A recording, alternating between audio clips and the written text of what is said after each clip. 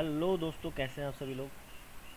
ठीक है, तो मैं आपका दोस्त, आपका होस्ट स्वागत करता हूँ आपके अपने यूट्यूब चैनल पॉकेट ज्ञान में। और पॉकेट ज्ञान में हम आज शुरू करने वाले हैं बेटा क्लास 11th का ऑसिलेटरी मोशन, चैप्टर 14 है शायद। ठीक है, इसके बारे में मैं आपको बताने वाला हूँ। बिल्कुल इत्मीनान से बैठिएगा और वीडियो को ज़्यादा से ज़्यादा लाइक करिएगा, शेयर करिएगा अपने यार दोस्तों में। ठीक है, चलिए शुरू करते हैं, ज़्यादा समय ना लेते हुए आज की क्लास का आगाज़ करते हैं। ठीक है, oscillatory motion class 11th RBSC CBSE दोनों बोर्ड वाले देख सकते हैं। SK Sharma, BTech, Indian Railway. Okay, चलिए। First of all I am telling you about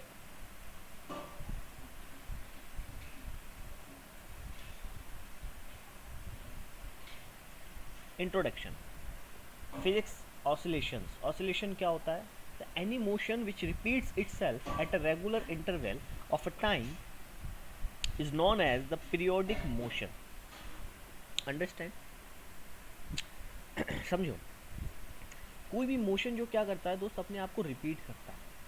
ठीक है, फॉर एग्जाम्पल अगर आपने क्लॉक देखी है, क्लॉक में आप देखो मिनट वाली सुई होती है, वो 12 पे होती है, फिर कहाँ आ जाएगी? 1 पे आ जाएगी, फिर कहाँ चले जाएगी? 3 पे, इस तरीके से कहाँ जाएगी? 6 पे, फिर कहाँ चले जाएगी बेटा? 9 पे, और फिर आखिरी में फिर से 12 पे। तो वो देखो कि अपना एक ऑसिलेटरी मोशन यानी कि एक पीरियड जो देखो वो वापस इसी 12 पे यानी 12 पे आने के बाद वो फिर से क्या करेगी? 1 2 3 4 5 फिर से रिपीट करेगी। हाँ जी कि ना जी? करेगी ना, राइट?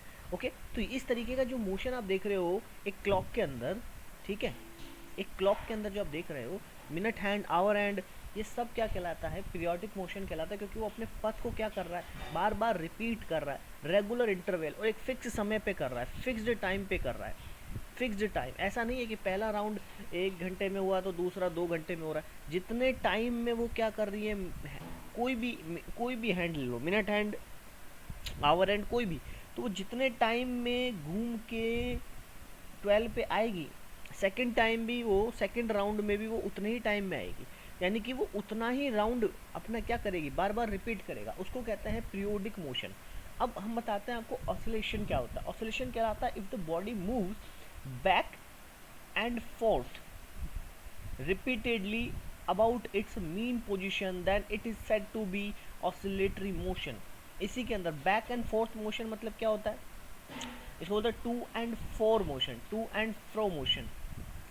ठीक है, टू एंड फ्रो मोशन मतलब कि मीन पोजीशन के इर्द गिर्द घूमना क्या कहलाता है? ऑसिलेटरी कहलाता है। ठीक है, ऑसिलेटरी मोशन कहलाता है। इसका एग्जाम्पल देखते हैं। एग्जाम्पल क्या हमारे पास? To and fro movement of pendulum, सबको पता है ये एक ऑसिलेटरी मोशन का एग्जाम्पल है। इसी तरीके से जंपिंग ऑन ट्रैम्पोलिन, ठीक है, इसी तरीके से चाइल्ड स्विंगिंग, ठीक है, चाइल्ड का झूले पर झूलना, कोई भी झूले पर झूलेगा, मान लो इस तरीके से आपने देखा होगा ना बेटा सावन के महीने में, और झूला झूलन रे, समझ में आ गया? तो वैसे झूला झूलेगा तो वो कहलाएगा। तो ऑसिलेटरी मोशन आपको समझ में आएगा। ऑसिलेटरी मोशन मतलब कोई भी बॉडी क्या कर रही है? अपने मेन पोजीशन के इर्द गिर्द क्या करेगी बेटा? मूव करेगी। तो उसको क्या कहेंगे? देखो ये एग्जांपल देखो ना, आप मज़ा आ जाएगा। ये देखो to and fro movement of pendulum, ये क्या है? ये देखो ये क्या है? ये क्या है? ये पेंडुलम है ना। ये क्या करेगा? ये इधर जाएगा, फिर इधर आएगा। ये कौन सा मोशन है? ऑसिलेटरी मोशन है। ये जो बीच सेंटर में है ना, ये इसका मीन पोजीशन है। कौन सा पोजीशन है? Mean position. तो मीन पोजीशन के लेफ्ट राइट, ठीक है, इसी को बोलते हैं इंग्लिश में टू एंड फ्रो। ठीक है, बैक एंड फोर्थ मोशन, इधर जाएगा हाईएस्ट पोजीशन, फिर बैक आएगा, फिर इधर जाएगा, फिर बैक आएगा। इस तरीके से क्या करेगा बेटा? घूमेगा। इसको कहते हैं ऑसिलेटरी मोशन। समझ आ गई आप? अगला देखो चाइल्ड का स्विंगिंग करना। आप देख रहे हो ना, ये चाइल्ड क्या कर रहा है? झूले पे झूल रहा है। ये भी क्या है? ऑसिलेटरी मोशन है, क्योंकि जब झूले पर झूल रहा है तो आप देखो ये ऐसे, ये चाइल्ड, तो ये क्या करेगा? इस तरीके से झूलेगा कि नहीं झूलेगा? इधर से कोई आदमी जो होगा वो क्या करेगा? कोई भी इसका पेरेंट होगा वो क्या करेगा? इसको पुल करेगा। तो ये क्या करेगा? आगे जाएगा, फिर पीछे आएगा, फिर आगे जाएगा, फिर पीछे आएगा। तो ये एक मेन पोजीशन से क्या करेगा? इर्द गिर्द घूमेगा। ये क्या कहलाएगा? ऑसिलेटरी मोशन, है कि नहीं? अगला देखो जंपिंग, देखो ट्रैम्पोलिन, ट्रैम्पोलिन, तो ट्रैम्पोलिन देखो ये इस तरीके का आपने देखा होगा ना, इस पर जंप करते हैं। आपने भी किया होगा, कमेंट बॉक्स में लिखना, अगर किया है तो यस लिखना। ठीक है, तो आपने किया होगा ना, ये कौन सा मोशन है, ये भी एक ऑसिलेशन मोशन है भैया। आप जाओगे उतने ही टाइम में फिर आओगे, फिर जाओगे फिर आओगे, फिर जाओगे फिर आओगे, फिर जाओगे फिर आओगे, जंपिंग जपैक जंपक जंपक, समझ में आ गई बात। इस तरीके से क्या कहलाता है, एक ऑसिलेटरी मोशन कहलाता है। समझ में आ गई। चलो आगे देखो, अब आपको ये समझना है कि ऑसिलेशन बेसिकली क्या होता है और वाइब्रेशन क्या होता है। देखो ऑसिलेशन और वाइब्रेशन क्या होता है। ऑसिलेशन जो है वो तो सिंपली डिफाइंड है as to and fro motion, to and fro motion, समझ में आई बात, which repeats itself after a regular interval of time in oscillation. और ऑसिलेशन के अंदर फ्रीक्वेंसी क्या होती है बेटा, comparatively of the vibration is comparatively is less, is comparatively less. ठीक है, फ्रीक्वेंसी ऑफ वाइब्रेशन, वाइब्रेशन की जो फ्रीक्वेंसी होती है वो कम होती है। जैसे कि आपने एक पेंडुलम देखा, बहुत ही स्लो मूव करता है, आपने देखा होगा, है ना। ये क्या होगा, इधर जाएगा, फिर आएगा, फिर आगे जाएगा, फिर मेन पोजीशन पे आएगा, इस तरीके से क्या करेगा, मूव करेगा। तो इसकी वाइब्रेशन जो है, इसकी फ्रीक्वेंसी मतलब बोले तो आवृत्ति, यानी फ्रीक्वेंसी क्या है इसकी दोस्त, वाइब्रेशन जो है, frequency of vibration is very less. ठीक है, तो फ्रीक्वेंसी क्या है, वाइब्रेशन क्या है, यानी इसका मीन पोजीशन पे वापस आना क्या कहलाता है, वन ऑसिलेशन कहलाता है। क्या कहलाता है, वन ऑसिलेशन कहलाता है। वन ऑसिलेशन कब होता है, जब ये मान लो ए पर है, ए से कहाँ गया, बी पर, बी से वापस ए पर आया, ए पर गया, बी पर वापस ए पर आया, ए से कहाँ गया, सी पे, और सी से वापस ए पर आया, ये कहलाता है इसका वन ऑसिलेशन। Okay understand. अब वाइब्रेशन क्या होता है, वाइब्रेशन इज पीरियोडिक, वाइब्रेशन क्या होता है, वाइब्रेशन क्या ऑसिलेशन होता है, वाइब्रेशन इज अ ऑसिलेशन नहीं। ऑसिलेशन में क्या होता है बेटा, फ्रीक्वेंसी कम होती है, फ्रीक्वेंसी कम होती है, जबकि वाइब्रेशन की फ्रीक्वेंसी हमेशा क्या होती है, हाई होती है। वाइब्रेशन की फ्रीक्वेंसी कैसी होती है, हाई होती है। कैसी होती है, हाई होती है। समझिए, देखो vibration are defined as a movement of object about its main position, and this motion can be linear, circular, periodic and non periodic. तो वाइब्रेशन पीरियोडिक हो सकता है, नॉन पीरियोडिक हो सकता है, क्योंकि जैसे कि मान लो कोई आपके पास एक गिटार है, तो गिटार में वायर होते हैं ना, तो वायर क्या करेंगे, वाइब्रेशन करेंगे, तो ये क्या कहलाएगा, पीरियोडिक हो सकता है, नॉन पीरियोडिक भी हो सकता है ना। दूसरी बात, ये जो मोशन है ये सर्कुलर भी हो सकता है इस तरीके से, ठीक है, लीनियर भी हो सकता है इस तरीके से, ठीक है। तो वो क्या कहलाता है, वाइब्रेशन कहलाता है। तो vibration are defined as the movement of object about its mean position, and this motion can be linear, circular, periodic or non-periodic, and the vibration frequency is more and external force also act on the body। तो vibration frequency हमेशा क्या होगी, high होगी, और frequency आपको पता है किस में नापा जाता है, हर्ट्ज में मेजर करते हैं। Frequency is always measured in the hertz. Okay okay dear students, चलिए आगे बढ़ते हैं। आपको समझ में आएगा ऑसिलेशन क्या होता है, वाइब्रेशन क्या होता है। एक एग्जांपल से समझो, ये गिटार दिख रहा है आपको, ठीक है, when the guitar is string, ठीक है, vibration of guitar string, when we move over the finger on the string of guitar, the string क्या कर देगी, वाइब्रेट करेगी। यहाँ पे जैसे स्ट्रिंग को टर्न करोगे तो क्या करेगा, तुझे देखा तो ये जाना सनम, ऐसा होगा, है ना। तो गिटार बजाते तुम भी क्या करोगे, अपने आप को शाहरुख खान समझने लगोगे।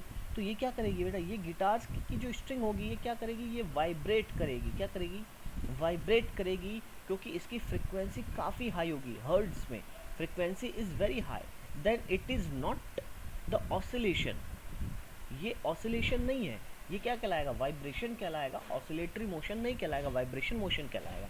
Understand.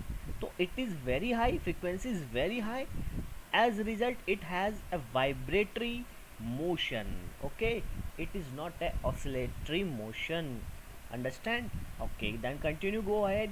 oscillatory motion and periodic motion, देखो अब मुझे बताओ कि ये सन देख रहे हो आप, यहाँ पे क्या देख रहे हो बेटा, बीच में क्या है, सन है, या आपका प्लेनेट इसके राउंड राउंड कर रहा है। मुझे बताओ क्या हमारा अर्थ इसके चारों तरफ घूम रहा है, बताओ ये क्या है, ऑसिलेटरी मोशन है क्या, ये एक पीरियोडिक मोशन है। पीरियोडिक, पीरियोडिक मतलब देखो, मतलब कि जो अपने पथ को बार बार क्या करेगा, दोहराएगा, that repeats our path again and again after a fixed time. जैसे कि अर्थ पूरा राउंड कंप्लीट करती है in 365 days, around the sun, then it will be complete one round in 365 days, second round भी 365 days, थर्ड राउंड भी 65, यानी fix round जो है वो कंप्लीट करेगा अराउंड द सन. तो it is a periodic motion, it is a periodic motion, not a oscillatory motion, because oscillatory motion have a mean position. और oscillatory motion में हमेशा कैसा मोशन होता है? To and fro, to and fro motion. Understand? To and fro motion मतलब कि mean position के, ये मीन पोजीशन है, इसके इर्द गिर्द ही मोशन होगा. That is to and fro motion. Understand? यानी जिस रास्ते गया बैक वापस उसी रास्ते से वापस आएगी. ऑब्जेक्ट क्या होगा? उसी रास्ते से वापस आएगा. बट अब देखो, अर्थ अगर हमारा चक्कर लगाएगा, ये सन है, तो अर्थ यहाँ से था, यहाँ से गया ए पोजीशन से बी पोजीशन पे आया, बी से कहाँ आया? सी पे आया, सी से फिर से ए पर आया. अब बताओ वापस ऐसे ही तो जा रहा है ना, वापस तो आ नहीं रहा. तो ए पर पहुंचने के लिए it repeat over a time, but it never back to the mean position. तो यहाँ पे कोई मीन पोजीशन नहीं है. It means it is a periodic motion, it is not a oscillatory motion. Understand? अब आप समझो यहाँ पे एक छोटी सी बात, इक्विलिब्रियम पोजीशन. अब धीरे धीरे हम चैप्टर को क्या करेंगे? आगे बढ़ा रहे हैं. आपके नीट के लिए और जेई के लिए बड़ा इंपॉर्टेंट चैप्टर है, ध्यान से सुनिएगा. बिल्कुल बेसिक से मैं स्टार्ट कर रहा हूँ. अगले पार्ट 2 में हम और आगे चैप्टर को लेवल धीरे धीरे आपका लेवल जो होगा बच्चा इंक्रीज होता चला जाएगा. अंडरस्टैंड? छोटी छोटी टर्म्स को समझते चलो.